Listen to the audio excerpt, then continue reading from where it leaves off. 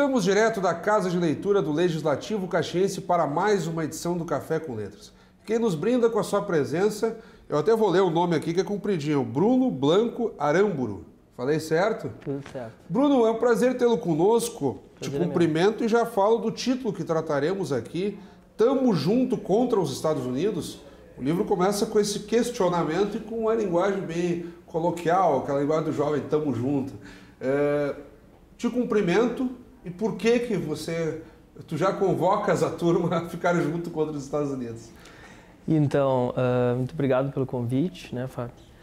E então eu coloquei como uma pergunta o título do livro, porque a afirmação seria algo mais... Não é todo mundo que é contra os Estados Unidos, né?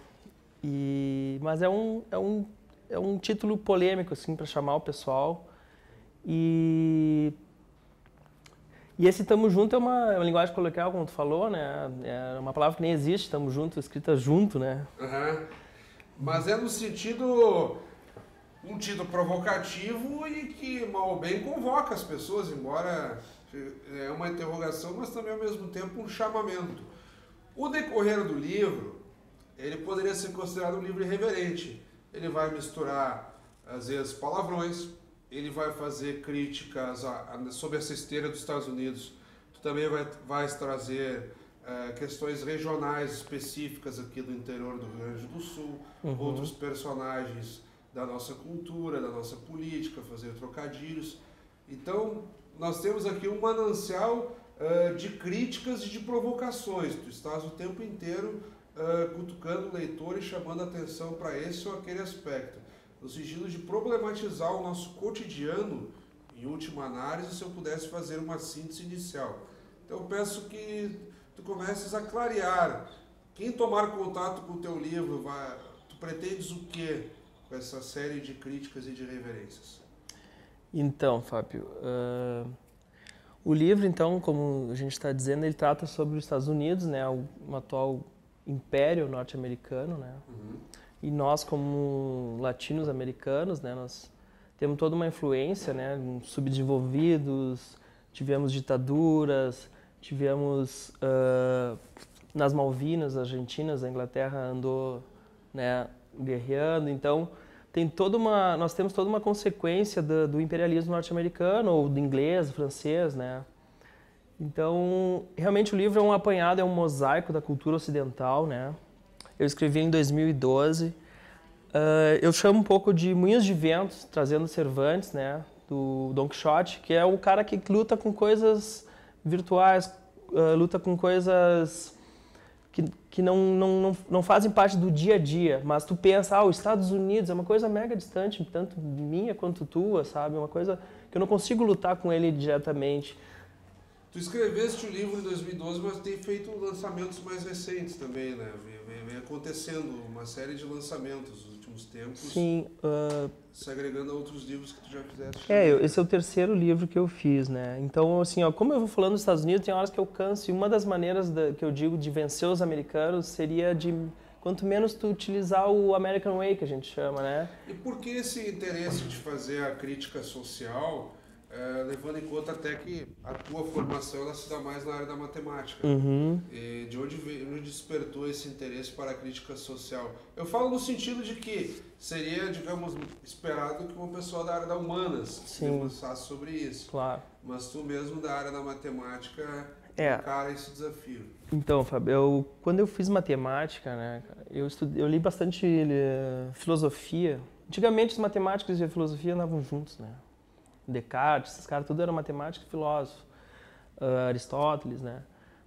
E de um tempo para cá isso foi diminuindo um pouco, né? Nós temos mais os filósofos e matemático. Apesar que ultimamente Wittgenstein, Husserl, são caras matemáticos e filósofos, né? Mas não é muito comum na sociedade. O cara no colégio ou é bom em matemática ou vai para as humanas. Diferencia muito isso, né? Tu procuraste pessoas que fazem essa mescla e nessa inspiração, então...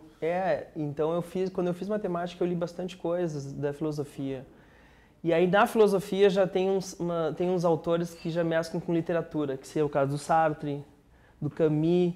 Então tu tá lendo esses caras da filosofia quando vê tu tá lendo um romance. E Claro. aí veio a questão de um professor que eu tive em Porto Alegre, lá no Colégio Rosário, que é o Nicote.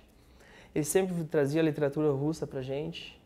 E agora eu tô ficcionado por literatura russa, sabe? Dostoiévski, eu tenho 20 e poucos livros de Dostoiévski, Tolstói, Tchekhov, né? Então, me deu vontade de começar a escrever, sabe? Eu tinha um sonho, assim, eu tinha um tio também no Uruguai, eu tenho família no Uruguai, tinha um tio que escrevia, eu sempre olhava os livros deles, como é interessante escrever, como é bacana tu deixar alguma coisa pra cultura, sabe? Quem lê a tua obra, em última análise, claro que para ilustrar a crítica entram muitos componentes norte-americanos, como por exemplo a própria bebida, o refrigerante mais famoso que nós temos no mundo é americano, altamente consumido. Tu vais ilustrar com algumas marcas, com alguns hábitos e práticas. Nós não precisamos aqui ficar citando, nós vamos acabar fazendo propaganda. Sim, eu também tento não falar, né? Eu imagino que o que mais te incomoda não necessariamente seja só os Estados Unidos.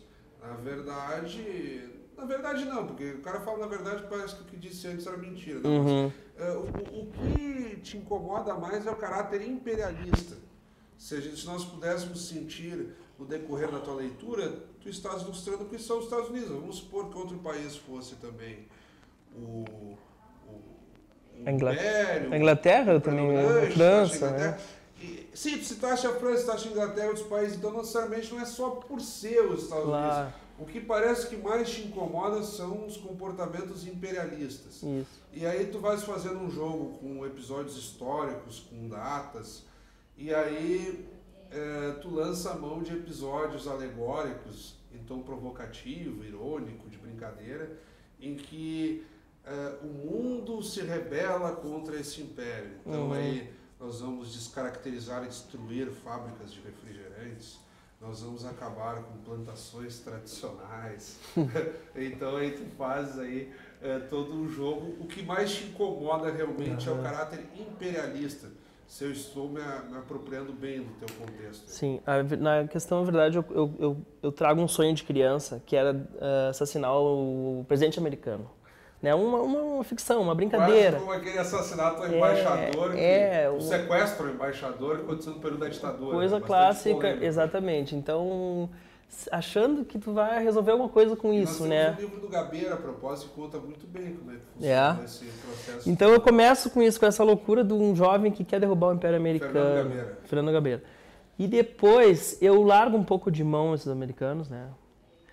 Tentando mostrar que é uma maneira de tu destruir eles seria não viver muito isso que a gente está falando do refrigerante, do restaurante aquele famosíssimo, sabe? De tu ter essa vida americana, entendeu? No teu dia a dia. Então, o que me incomoda mesmo, cara, em relação aos americanos é que desde que eu me vejo por gente, eles estão em guerra, né? Apesar que não chega muito claro para nós, eles estão sempre em guerra, né? Seja no Iraque, seja no Afeganistão. Então isso aqui foi escrito em 2012, eu já estava falando que eles iam invadir a Síria, cara. E hoje eles estão massacrando a Síria, assim, né? Mas aí não se torna, e aí eu vou te provocar, não é quase como uma utopia romântica, porque ao longo da história toda nós sempre tivemos a hegemonia de alguma potência. E aí é infinito. Nós vamos buscar na largada lá na Antiguidade, tivemos o Egito, Roma, antes ainda primeiro Egito, Grécia, Roma, depois temos lá na Idade Média, Império Turco-Otomano. Ao longo de toda a história sempre tivemos uma grande potência hegemônica. Por quê? Por várias situações, de força militar, força econômica, força política. Agora com o mundo globalizado é inevitável que surjam as marcas, a cultura, tipo de roupa. Isso foi ao longo da história e nunca deixou de ser assim. E é natural que daqui a pouco a grande potência tente conquistar outros povos. A questão das guerras também serve de sustentação, hoje mais enfraquecido que outros momentos da história, até por questões financeiras, é difícil. Né? Os Estados Unidos ou por medo, né? A gente tem medo de uma terceira guerra que faça acabar tudo, né? Há uma série de contextos, mas eu quero te dizer assim, se daqui a pouco derrubássemos os Estados Unidos, vai surgir outro, inevitavelmente surgiria uma outra potência. Sim. Então não é uma certa utopia romântica da tua parte acreditar que combatendo a potência do momento se conseguiria algum resultado com isso? Sim, por onde passa, assim? na verdade, sim, ó, realmente teve o Império Napoleônico, teve várias coisas. Eu cito também no livro isso aí, Claro. né? A questão é que eu não preciso achar que os americanos são tudo bonitinho, que essa vida é maravilhosa, que tem muita gente que pensa assim, bom, se quiser pensar, tudo bem. Eu só peço que tenha um olhar crítico contra os americanos, entendeste? E por mais que eles sejam um império e tenham poder, e realmente é real isso aí, eles não estão longe de serem criticados, entendeu? Eles não estão isentos de terem uma crítica, ou de tu questionar, ou ao menos de tu pedir exigir uma certa liberdade que eles não venham aqui na América Latina, por exemplo, e tomar conta. Vamos supor que nem fizeram com o Paraguai, por exemplo. A Inglaterra destruiu o Paraguai, né? Junto com com brasileiros, com os uruguaios, com os argentinos, nós conseguimos acabar com os paraguaios, assim. Então isso é um imperialismo que aqui do lado, com a gente não ocorreu. Na Argentina, as Malvinas, tomaram as Malvinas dos argentinos. Então, o brasileiro não está muito ligado nisso, porque nós não vamos ser invadidos por eles. Nós trabalhamos junto com os americanos. As Malvinas dos argentinos ou Ilhas Falkland para Falkland Islands, o Falkland Islands. E mal bem até os próprios brasileiros exercem, né, uma certa hegemonia no contexto sul-americano. Exatamente, também. Nós somos um imperialismo também na América, né? Então, na verdade, assim, eu começo com essa coisa dos americanos, mas depois eu fujo um pouco deles. Tanto é que eu começo a falar do Rio Grande do Sul, eu sou de Uruguaiana, né? Eu falo do Brinco Alegrete, falo do meteorologista, falo do narrador famoso no Brasil, que não preciso citar o nome dele, né? Falo de um outro escritor também muito famoso no Brasil, né? Mas são moinhos de vento que eu tenho, que tu deve ter os teus, sabe? Entendeu? Ah, tu não gosta dos comunistas, claro. Tu não gosta de tal partido político, sabe? Sempre tem essas coisas assim, né? E a gente... É uma maneira de se expressar. E nessas tuas leituras, nessa tua experimentação, tu pareces muito honesto no sentido da escrita, assim, de não se propor, assim, a descobrir uma ideia nova, ou estou propondo um novo modelo de vida para o mundo. Não é isso que tu fazes. Tu estás aqui fazendo críticas e as pessoas vão absorver e debater contigo, concordar ou discordar à vontade. Tu acreditas, em dado momento falava-se num mundo multipolar, né? Quando começaram a surgir principalmente aqueles grandes blocos econômicos, a zona do euro, aqui nós temos o Mercosul, depois os americanos idealizaram a ideia de uma ALCA, que não vingou muito. A Ásia. E a Ásia também. E esses blocos econômicos acabaram enfraquecidos. O próprio Estados Unidos, os próprios Estados Unidos com a ideia da grande potência também não conseguem ser assim totalmente hegemônicos, ainda que da parte cultural, de fato, é difícil superar. Sim. Tu terias a ilusão de um mundo assim, num mosaico de potências, que não tivesse a grande potência? Tu acreditas que isso seria possível? Olha, que muitos falam que se derrubar os Estados Unidos, a China... Sim, pois é. Então, o final do livro fala um pouco disso, porque quando eu estava escrevendo o final do livro, eu vejo bastante filmes, né? Tanto é que os capítulos são clássicos americanos, né? Dia de Cão, Assim Caminha a Humanidade, Dança com Lobos. E aí eu vou dar um jeito, eu brinco também, com as datas. As datas ele é um diário, né? Então as datas vai ter a Primeira Guerra, a Segunda Guerra, vai ter uma Odisseia no Espaço, que lembra do Stanley Kubrick, que é aquele filme, né, que começa desde o zero, do homem da Idade da Pedra, aquelas coisas, né? Então, olha, eu acho que sempre vai ter poder, né? Sempre vão ter poderes, né? Briga de poderes, né? E o quanto mais a gente conseguir equilibrar isso aí, né? O que seria equilibrar? Não simplesmente um muito acima e sugando demais o outro, que o mais fraco não tenha liberdade ou ao menos dignidade de viver, né? De se alimentar, de ter o próprio pensamento, né? Eu acredito que quanto mais as pessoas atingirem o conhecimento, a leitura, isso aí pode ser mais exigido, entendeu? Pode ser exigir mais essa igualdade de respeito, de intelectual. Por exemplo, uma das frases aqui é bastante provocativa, as pessoas já vão deparar com ela no verso do livro aqui. Existe um americano dentro de cada um de nós, o qual temos todo o direito e liberdade de extinguir ou de deixar-se dominar. Para algumas pessoas, então, pode ser confortável deixar-se dominar pelos americanos, seja pela gastronomia, seja pela roupa, ou enfim, a música. E no teu caso aqui, tu estás indo para outra via, a via de exterminar. Não. Ou pelo menos insuflar esse extermínio. Né?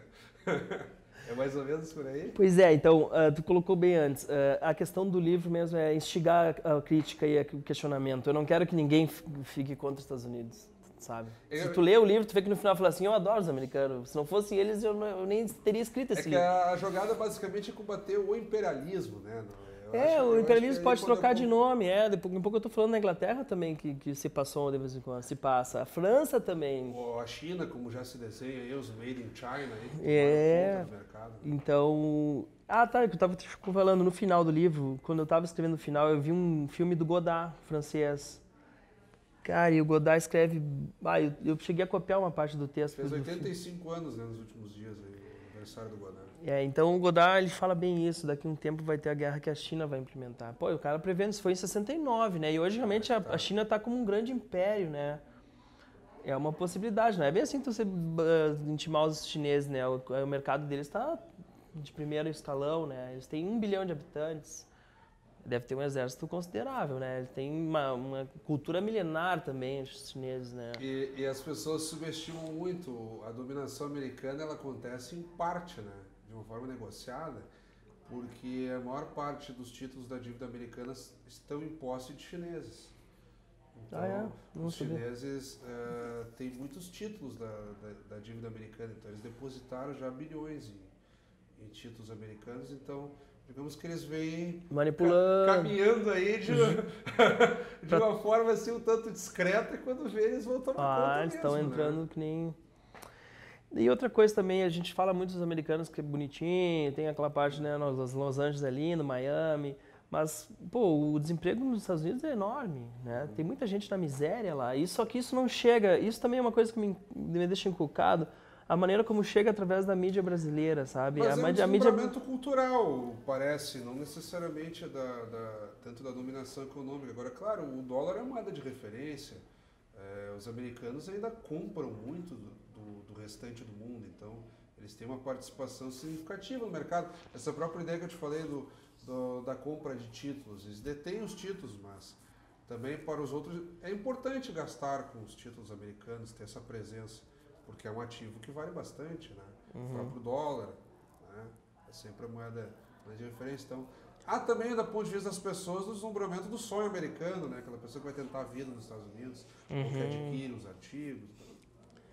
É do jogo, né? Isso é bastante criticado naquele filme A Beleza Americana. Parece muito isso aí, né? Um cara... Aquele jogo de aparências, né? De aparências, o cara tem a vida dele, a mulher... A típica crítica capitalista. Né? Exatamente, né?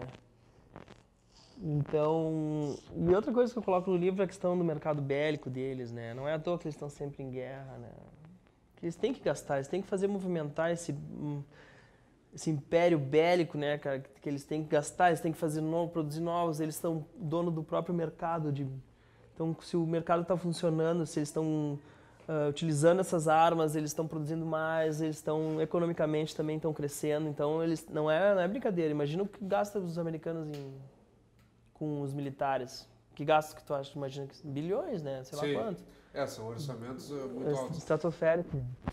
Nós estamos um pouco além do nosso tempo. Eu gostaria que nessa última manifestação, porque nós acabamos no decorrer do programa fazendo basicamente um debate aqui, tentando, à luz do teu livro, pegar críticas ao imperialismo materializado atualmente nos Estados Unidos. Mas eu gostaria que nessas tuas últimas considerações tu retomasses de forma ilustrativa algumas críticas que tu fazes ao contexto regional também, que nós anunciamos lá na largada do programa, mas isso não ficou muito claro no nosso bate-papo, que também tem no livro. Sim. Essa crítica, tu até falaste um pouco, para não ser injusto, da questão da previsão do tempo, tem um meteorologista de referência que sempre erra, em dado momento tu fazes uma crítica às pessoas sempre condenarem a utilização da maconha, que vem sendo debatido no âmbito do Supremo Tribunal Federal até a descriminalização do uso e do porte da maconha. Tu chega a cogitar um cenário em que pelo menos parte das plantações de arroz dê lugar a plantações de maconha. Então tu faz essa brincadeira aí. E mal ou bem, talvez a descriminalização da maconha possa ser uma realidade, na medida em que no Supremo Tribunal Federal, boa parte dos votos já estão sendo favoráveis nesse né? sentido.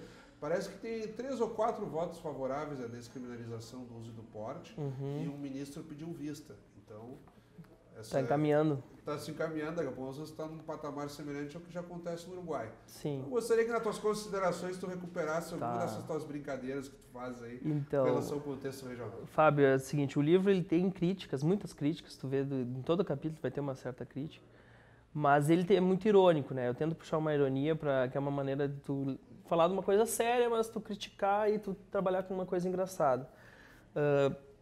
Então, uma maneira da gente criticar os americanos ou fugir dessa vida americana é falar o quanto menos deles, melhor. Então, por isso que tem horas que eu estou discutindo com o meteorologista. Eu esqueço de brigar com o Bush, mas o meteorologista que não acerta uma previsão lá em Porto Alegre, né? Não acertava nenhuma. Eu saía com guarda-chuva e não chovia. Quando ele falava que ia chover, eu olhava o céu claro, não vai chover, e aí chovia. Então, o cara não acertava uma, mesmo quando ele acertava, ele me enganava. Então, eu brinco com ele.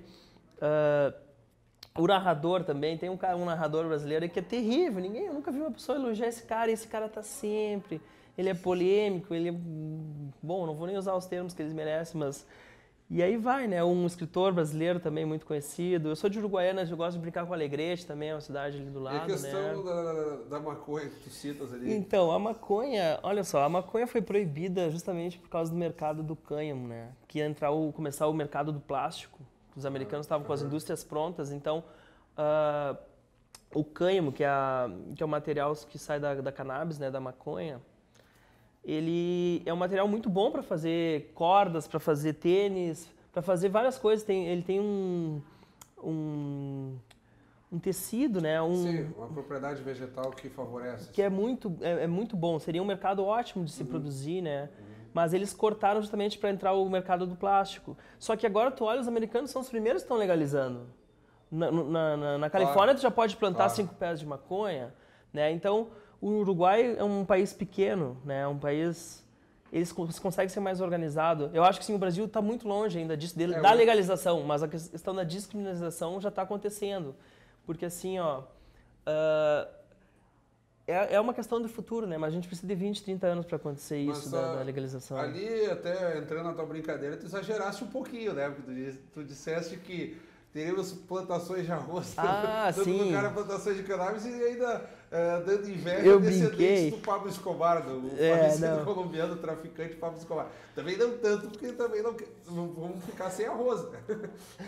Não, eu brinquei, né? Porque lá em Uruguaiana a gente tem a maior plantação de arroz em Uruguaiana, então eu brinquei também que uma hora que parece que no livro que a gente está começando a ganhar dos americanos, eu invento que a gente está começando a ganhar. E vai vir o Keith Richards tocar em Uruguaiana, e não vai sair mais de Uruguaiana, e vão começar a plantar maconha em Uruguaiana, essas coisas assim. Então, eu tinha anunciado que era das considerações, vamos encerrar, porque senão nós vamos até sei lá que horas com esse papo, mas que é não se esgota. Mas, Bruno, eu quero te agradecer mesmo. Muito irreverente o teu livro, provocativo. Eu acredito que as pessoas também vão entrar no clima que tu propões para a leitura. E a questão não é concordar ou não, né? É provocar a crítica e incendiar o debate. Acredito que essa é a tua intenção. Né? Claro. Então, eu agradeço a TV Câmara, agradeço vocês, né? O livro está disponível aqui no Arco da Velha. Quem quiser tá lá com o pessoal, com o Germano, o Guilherme, pessoal bacana lá. Agradeço então tu, Fábio, né? Fazer o contato aí. Então, é importante a literatura como transformação, né? Como expressão. Então, vamos ler, gurizada. É isso aí. Vale a pena. Mais uma vez eu te agradeço, então. Conversamos com o Bruno Blanco Aramburu. Eu sempre tenho que ler aqui que o sobrenome não é tão simples. Não é fácil acertar esse sobrenome. Bruno Blanco Aramburu, com quem nos conversamos aqui, a respeito do livro Tamo Junto contra os Estados Unidos. Essa é a interrogação provocativa que nos trouxe o livro, a leitura do Café com Letras desta semana. Como sempre, convidamos a todos que continuem acompanhando a programação do nosso canal 16. Até o nosso próximo encontro.